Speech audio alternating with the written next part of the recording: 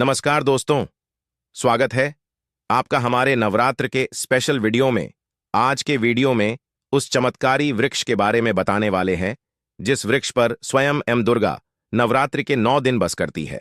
अगर आप सही समय पर इस वृक्ष को छू कर आ जाते हैं तो आपकी गरीबी, दुख, कष्ट सब समाप्त हो जाएंगे। दोस्तों, हमारे हिंदू धर्म में देवी माता रानी के अनेक स्वरूप कहे गए हैं, जिसमें वृक्षों को भीमा देवी के स्वरूप कहा जाता है। तो आज मैं आप लोगों को ऐसे के बारे में बताऊंगा जिनको नवरात्रि में वृक्ष छूना बेहद शुभकारी बताया गया है। नवरात्रि में इनको छूने से शत्रु दोष, कर्ज दोष, गरीबी दोष सब समाप्त होते। नवरात्रि के पावन पर्व चल रहे हैं। नवरात्रि के पावन पर्व में कुछ ऐसे वृक्ष है जो कि देव वृक्ष कहे गए, देवी वृक्ष कहे गए हैं। यह देवी के स्वरूप होते हैं, माता काली के स्वरूप होते हैं। और हमारे धर्म में पेड़ पौधे को देवी देवता मान करके हम इनकी पूजा करते हैं और हमें पूजा भी जरूर करनी चाहिए। साइंस भी कहता है पेड़ पौधे मनुष्यों को फ्री में प्राण वायु प्रदान करते हैं और पेड़ पौधे हमें ऑक्सीजन देते हैं और हमारे जो कार्बन डाइऑक्साइड होता है उसे ग्रहण करके सभी प्रकार के जितने भी नकारात्मक चीज होते हैं उसे अपने अंदर में स्वयं सोख लेता है और हमें ताज प्रदान करते हैं। तो पेड़ पौधे स्वयं तेज धूप में तपता है लेकिन मनुष्य को शीतल छाया प्रदान करता है। तो नवरात्रि के समय में कुछ ऐसे पेड़ पौधे हमारे धर्मशास्त्र में कहे गए हैं जिनको छूने मात्र से व्यक्ति के बंद किस्मत के ताले खुल जाते हैं, व्यक्ति का सौभाग्य चमक जाता है। हमारे शास्त्रों में पेड़ पौधों को बहुत ही गुणकारी कहा जाता है क्योंकि इनमें साक्षात देवता होते हैं। अनेक बीमारी का उपचार पेड़ पौधों में ही छुपा है, जनी बूटी में ही छुपा है। और भगवान श्री कृष्ण ने गीता में स्वयं कहा है कि वृक्षों में मैं पीपल का वृक्ष हूं। पीपल के वृक्ष को वृक्षों का राजा कहा जाता है। इसीलिए कृष्ण भगवान ने कहा पत्ता पत्ता मैं ही हूं, क्योंकि पीपल वृक्ष की जो आयु होती है सबसे ज्यादा होती है, सबसे अत्यधिक होती है। पीपल वृक्ष सर्वशक्तिमान होता है, पूजा पाठ में अत्यधिक इसका महत्व होता है। दोस्तों, इसीलिए भगवान श्री कृष्ण ने गीता में स्वयं कहा है कि मैं वृक्षों में पीपल का वृक्ष हूं। तो चलिए आज मैं आप लोगों को नवरात्रि के समय में छुए जाने वाले वृक्ष के बारे में बताऊंगा। तो जय माता दी अवश्य लिख दीजिए कमेंट में। दोस्तों, हमारे धर्मशास्त्र में अनेक ऐसे वृक्ष हैं जो कल्याणकारी होते हैं, मंगलकारी होते हैं। अगर इस वृक्ष को छू लेते हैं तो आपकी सभी प्रकार की परेशानी है, सभी प्रकार के कष्ट है, यह सब समाप्त हो जाते हैं। खास करके नवरात्रि के समय में इसका असर कई लाख गुना होता है। नवरात्रि के समय को शक्ति का पर्व कहा जाता है। शक्ति पर्व क्यों कहा जाता है? क्योंकि इस समय अचेत जो वस्तु होती है वह भी चेतना युक्त हो जाती है। अर्थात इस समय जो शक्ति हमारे धरती लोक में आ जाती है, नौ दुर्गा को क्या बोल सकते हैं हम? शक्ति बोल सकते हैं। तो माता रानी इस धरा पर आती है, इस पृथ्वी लोक पर आती है। तो जितने भी पेड़ पौधे हैं, जीव जंतु है, चल अचल सभी प्रकार के जो वस्तु हैं, यह सब में प्राण आ जाते हैं, न सब में शक्ति निहित हो जाती है, जागृत हो जाती है। तो इस समय कोई भी पेड़ पौधे को जाकर के छू दें। खास करके देवी स्वरूप कहे गए जो पेड़ पौधे होते हैं, जाकर के आप इसे छू करके आते हैं तो आपके जीवन की परेशानी है, दुख है, तकलीफ है, कष्ट है, रोग है, बीमारी है, कलह है, जीवन में चल रही बहुत बड़ी समस्या है, सब समस्या समाप्त हो जाती है। काल सर्प दोष, मंगल दोष, शनि दोष, राहु दोष तत्काल अपना असर दिखाती है और सब दोष खत्म हो जाते हैं। दोस्तों, आज मैं आप लोगों को 3 पौधों के बारे में बताऊंगा और यह तीनों पौधे देव वृक्ष कहे जाते हैं। वीडियो को ध्यान से देखना। अगर आज की वीडियो मिस कर दी तो फिर सारी जिंदगी आपको पछताना पड़ेगा, क्योंकि नवरात्रि ही एक ऐसा पर्व होता है, एक ऐसा समय होता है। केवल 9 दिनों के भीतर मैं आपको लंबी पूजा पाठ करने की जरूरत नहीं। पति केवल 9 दिनों के भीतर में ही आप अपनी समस्या को, आप अपनी गरीबी को स्वयं अपनी आंखों से समाप्त होते हुए देख सकते हैं। मैं जिस वृक्ष के बारे में बता रहा हूं, यह सारे वृक्ष आपको अपने घरों के आसपास में बहुत ही आसानी से मिल जाएंगे। दोस्तों, वीडियो में आगे बैठने से पहले, जानकारी बताने से पहले अभी तक कमेंट बॉक्स में जय माता दी नहीं लिखे हैं तो जय माता दी जरूर लिखना। जब आप हमारे कमेंट बॉक्स में जय माता दी लिखते हैं तो हमें काफी हर्ष होता है, काफी उल्लास होता है।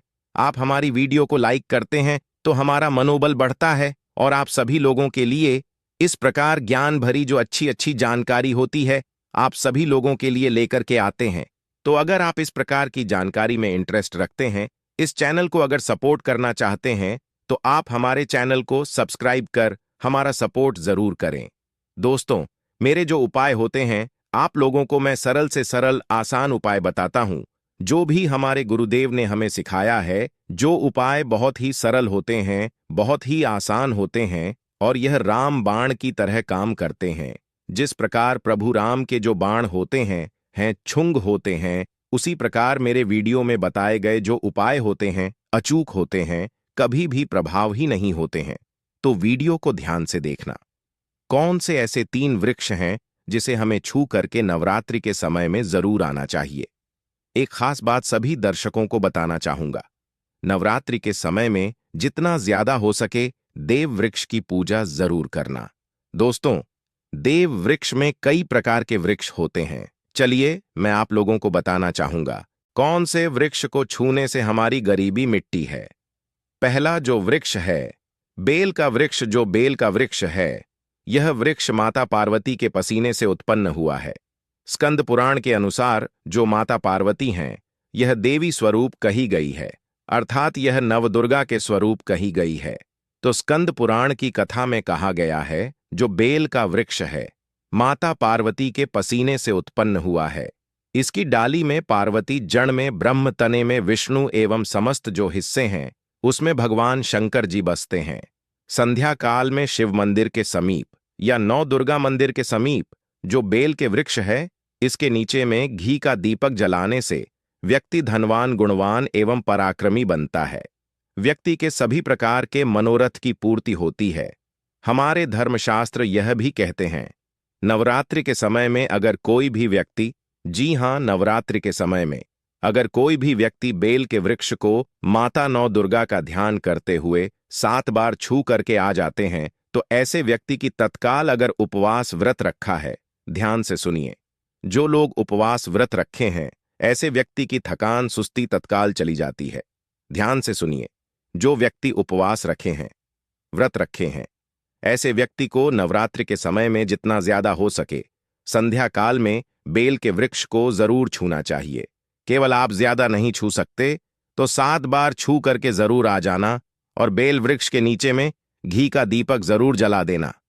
दोस्तों, घी का दीपक जलाते हैं तो इसके क्या फायदे मिलते हैं, यह भी इस वीडियो में बताऊंगा। मैं सारी जानकारी इस वीडियो में विस्तार से बता रहा हूं, इसलिए आज की वीडियो थोड़ी बड़ी बन सकती है। हो सकता है 15 मिनट की वीडियो बन जाए, लेकिन अपना पूरा समय जरूर देना, क्योंकि जब हम उपवास व्रत रखते हैं तो हमारे शरीर में काफी थकान आ जाती है। हमारे शरीर में ऊर्जा की कमी होने लगती है। हालांकि हमें अध्यात्म ऊर्जा प्राप्त होती है, लेकिन हमारे शरीर में ऊर्जा की कमी होने लगती है। भोजन न करने के कारण हमारे शरीर में ऊर्जा की कमी होती है, और इस ऊर्जा को बरकरार रखने के लिए, इस ऊर्जा को प्राप्त करने के लिए हमें बेल वृक्ष को छूना चाहिए। दोस्तों, अनेक संत महात्माओं ने बेल वृक्ष के पत्ते को खा करके तपस्या की है एवं कई प्रकार की सिद्धियां हासिल की हैं।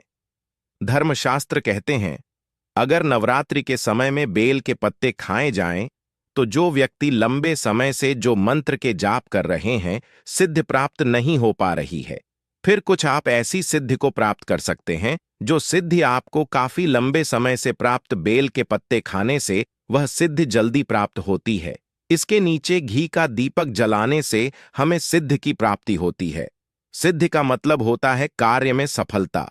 तो जो लंबे समय से आपके कार्य नहीं हो पा रहे हैं, उस कार्य में नवरात्रि के समय में जितने भी दिन हो सके, आप जो है जब भी आपको समय मिले तो शाम के समय में घी का दीपक जरूर जला देना। और अगर कोई भी व्यक्ति नवरात्रि के समय में, ध्यान से सुनिए, अगर कोई भी व्यक्ति नवरात्रि के समय में अगर बेल वृक्ष की जड़ में दूध चढ़ते हैं, वह सभी प्रकार के व्याधि दूर होती है। अगर सिंदूर युक्त गंगा जल चढ़ते हैं तो व्यक्ति की गरीबी मिटती है। अगर तेल चढ़ते हैं बेल वृक्ष के जड़ में तो सौभाग्य की प्राप्ति होती है। और अगर बेल के तीनों पत्तों में, दोस्तों ध्यान से सुनिए, त्रिदेवी कही गई है, जैसे कि महाकाली, महालक्ष्मी, महासरस्वती। तो अगर बेल के जो 3 पत्ते हैं महालक्ष्मी, महाकाली, महासरस्वती के स्वरूप कहे गए हैं, तो बेल के अगर तीनों पत्तों में ओम, दूसरे पत्ते में हरिओम को सिंदूर से लिख करके चढ़ना होता है, सिंदूर से लिख करके चढ़ाया जाए तो तत्काल उसी समय मनोकामना की पूर्ति होती है, कार्य में सफलता मिलती है। कोई लंबे समय से आपकी मनोकामना हो, आप चाहते हैं वह मनोकामना पूर्ण हो जाए, तो यह उपाय अवश्य करिएगा। दोस्तों, इसकी जड़ में ध्यान से सुनिए।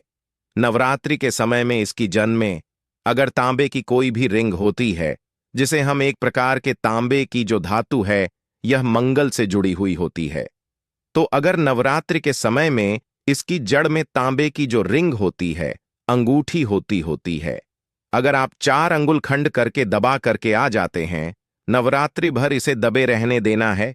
इसके बाद अगर आप पहन लेते हैं तो वह जागृत हो जाती है, क्योंकि जो बेल के वृक्ष हैं स्वयं जागृत कहे गए हैं, और नवरात्रि के समय में इसकी जो आवरा होती है, इसकी जो ऊर्जा होती है, अत्यधिक बढ़ जाती है। फिर अगर आप इस प्रकार की अंगूठी को पहनते हैं तो कभी भी आपको रक्त संबंधी समस्या नहीं आती, क्षणिका दोष नहीं सताता, राहु की पीढ़ा और 9 दुर्गा की कृपा से सदैव आप सुरक्षित रहते हैं। ऐसे व्यक्ति की कभी भी अकाल मृत्यु नहीं होती। दोस्तों, मैं दूसरे पौधे के बारे में जो बता रहा हूं वह पौधा भी जान लीजिए। मैं जो दूसरे पौधे के बारे में बता रहा हूं यह शम का वृक्ष है। शमी के वृक्ष को जगदंबा के स्वरूप कहा गया है। जो शमी के वृक्ष हैं यह स्वयं जगदंबा के स्वरूप है। इस पर स्वयं मां जगदंबा स्वयं साक्षात विराजमान रहती है, और कोई भी व्यक्ति अगर संध्या काल में नवरात्रि के समय में इसके नीचे में धूप दीप जलाता है, धुआं दिखाता है, तो उनकी सभी प्रकार की परेशानी दूर होती है। धर्मशास्त्र कहते हैं अगर कोई भी व्यक्ति नवरात्रि के पूरे समय में हो सके, अगर आप एक दिन भी करना चाहते हैं तो आप यह उपाय एक दिन भी कर सकते हैं, पंचमी या सप्तमी के दिन कर सकते हैं। तो हमारे धर्मशास्त्र में कहा गया है अगर नवरात्रि के समय में लाल चूनी अगर कोई भी व्यक्ति मनोकामना बोलते हुए शम के वृक्ष में बांधे तो वह मनोकामना की पूर्ति होती है। लाल चूनी अगर कोई भी महिला जाकर के बांधती हैं तो उन्हें सौभाग्य की प्राप्ति होती है, उसके पति की कभी भी अकाल मृत्यु नहीं होती। इसकी जड़ में सिंदूर डालने से व्यक्ति को आरोग्य की प्राप्ति होती है। जो लोग लंबे समय से बीमार पड़े हैं, ऐसे व्यक्ति के जो घर में रहने वाले सदस्य हैं, तो वह लोग जो बीमार पड़े हैं उनके शरीर से 7 बार सिंदूर को उतारा करके शमी की जड़ में डाल सकते हैं, तो उनके रोग जल्दी ठीक हो जाएंगे। जो लोग लंबे समय से बीमार पड़े हैं या फिर आप बीमारी से बचना चाहते हैं, निरोग रहना चाहते हैं, तो इसकी जड़ में सिंदूर जरूर डाल देना मनोकामना पूर्ति करने के लिए। मैं एक मंत्र बता रहा हूं, इस मंत्र को बोलते हुए शम के वृक्ष को छूना है। इस मंत्र को बोलते हुए शम के वृक्ष को छूना है। आप तत्काल नवरात्र के समय में इसका रिजल्ट देखना। जैसे नवरात्रि समाप्त होगा, आपकी जो मनोकामना है उसकी पूर्ति हो जाएगी। आपकी जो दरिद्रता है वह दरिद्रता समाप्त हो जाएगी। तो मंत्र कौन सा है? तो आपको बोलना है मम मन और थे पूरे मम दरिद्र नाश। यह मंत्र आपको बोलना है। यह मंत्र बोलते शम के वृक्ष को छूना है। सभी प्रकार के आपके मनोरथ की पूर्ति होगी। आपकी जो दरिद्रता है, दरिद्रता समाप्त हो जाएगी। आपको छूते हुए बोलना है। आप चाहते हो तो नवरात्रि के समय में मौली धागे भी शमी के वृक्ष पर बांध सकते हो। अधिकतर लोग मौली धागे बांधते हैं। मौली धागे बांधने से माता रानी आपसे बन जाती है। दोस्तों, कहने का मतलब है कि माता रानी आजीवन आपका साथ देती है, आपके हर कदम में मार्गदर्शन करती है। इसकी जन की मिट्टी ला करके ध्यान से सुनिए। नवरात्रि के समय में अगर आप जो है नव दुर्गा के उपवास नहीं कर पा रहे हैं, व्रत नहीं कर पा रहे हैं किसी कारणवश, तो केवल इसकी जड़ की मिट्टी ला करके नवरात्रि के समय में स्नान करने से व्यक्ति का भाग्य उदय हो जाता है, व्यक्ति का भाग्य चमक जाता है, व्यक्ति की जो फूटी किस्मत होती है वह भी चमक जाती है। आप में से अधिकतर लोग बोलते हैं ना कि हमसे लक्ष्मी नाराज हो चुकी है, लक्ष्मी हमारे घर में आना ही बंद कर चुकी है। तो आप चाहते हैं कि लक्ष्मी की कृपा प्राप्त हो जाए, तो नित्य नवरात्रि के समय में इसकी मिट्टी को लाकर के नवरात्रि के समय में स्नान करना शुरू कर दीजिए। नहाने वाले पानी में डाल करके स्नान करना शुरू कर दीजिए। आपके शरीर से दोष दूर हो जाएंगे। आपके शरीर से किसी भी प्रकार की पीढ़ी है, सकारात्मक शक्ति आपके शरीर में प्रवेश कर गई है, वह भी समाप्त हो जाएगी। दोस्तों, तीसरे क्रम में मैं जिस वृक्ष के बारे में बता रहा हूं, मित्रों, इस वृक्ष को देव वृक्ष भी कहा जाता है। जो तीसरा वृक्ष है वह है परिजात का वृक्ष। पारिजात का वृक्ष समुद्र मंथन से उत्पन्न हुआ था और यह देवराज इंद्र के नंदन वन में स्थापित किया गया था। परिजात वृक्ष भगवान कृष्ण ने मानव जन कल्याण के लिए धरती लोक पर लाए थे। जो पारिजात का वृक्ष है, इसे भी लक्ष्मी का स्वरूप कहा गया है, क्योंकि माता लक्ष्मी भी समुद्र से उत्पन्न हुई है और पारिजात के वृक्ष भी समुद्र से उत्पन्न हुआ। इस नाते यह माता लक्ष्मी की बहन कही जाती है। तो ऐसा माना जाता है कि कोई भी मनुष्य उनके शरीर में कितनी भी ज्यादा थकान हो, कितनी भी पीरहा व्रत के दौरान अगर आपके शरीर में थकान है, पीना है, तो पारिजात के वृक्ष को शाम के समय में छू करके जरूर आ जाना। आप चाहते हो तो नवरात्रि के किसी भी टाइम में आपको टाइम मिले, उस समय में जाकर के इसके वृक्ष को छू सकते हैं। इसके वृक्ष को छूते ही तत्काल शरीर से पीना है। जो थकान है, सुस्ती है, कमजोरी है, वह समाप्त हो जाती है। इस वृक्ष के नीचे में अगर नवरात्रि के समय में घी का दीपक जलाया जाए, छुटकी भर सिंदूर अगर इसकी जड़ में डाला जाए, तो सभी प्रकार की मनोकामना की पूर्ति होती है। लेकिन आपको प्रार्थना जरूर करनी है कि हे परिजात वृक्ष, आप देवी स्वरूप कहे जाती हैं, आप हमारी सभी प्रकार की पणा को दूर करें। गृह दोष है, पितृदोष है, लक्ष्मी दोष है, इसे आप समाप्त करें। लक्ष्मी स्वयं आपकी बहन है। माता लक्ष्मी का हमारे जीवन में प्रवेश कर जाएं। इस प्रकार का आप हमें आशीर्वाद प्रदान करें। इस प्रकार से आप इनसे जो है मनोकामना बोल सकते हैं, मनोरथ बोल सकते हैं। यह लक्ष्मी की बहन कही गई है, क्योंकि समुद्र मंथन से यह उत्पन्न हुआ है। तो अगर आप भी जल्द धनवान बनना चाहते हैं, आपके जीवन में कोई कामना है, कोई कामना अधूरी रह गई है, तो हमने 3 वृक्ष के बारे में बताया है। इन 3 वृक्ष को नवरात्रि के समय में छूना शुरू कर सकते हैं। और अगर कोई व्यक्ति यह तीनों वृक्ष को छू लेते हैं, ध्यान से सुनिए, अगर तीनों वृक्ष को छू लेते हैं तो ऐसे व्यक्ति के कार्य सल होने से, ऐसे व्यक्ति की मनोकामना पूर्ण होने से दुनिया की कोई भी शक्ति नहीं रोक पाएंगे। मनोकामना पूर्ति करने के लिए, कार्य में प्रगति प्राप्त करने के लिए, अपनी किस्मत को चमकाने के लिए, सोए हुए भाग्य को जागृत करने के लिए नवरात्रि में यह उपाय जरूर करिएगा। दोस्तों, यह उपाय सोने पर सुहागा होगा या आपकी जिंदगी को संवार देंगे, आपकी जिंदगी में चल रही परेशानी को दूर कर देंगे। तो यह जानक कैसी लगी, हमें कमेंट सेक्शन में जरूर बताना और इस जानकारी को अपने तक सीमित मत रखना। इस जानकारी को आगे जरूर शेयर करना, क्योंकि ज्ञान बांटने से ज्ञान बढ़ता है। हो सकता है आप इस वीडियो को शेयर आगे करेंगे तो कोई व्यक्ति नवरात्रि के समय में थकान महसूस करते हैं, पीरहा महसूस करते हैं, नवरात्रि के समय उनको होती है, किसी भी प्रकार के कष्ट होते हैं, तो इन वृक्षों को छू कर के सारे कष्ट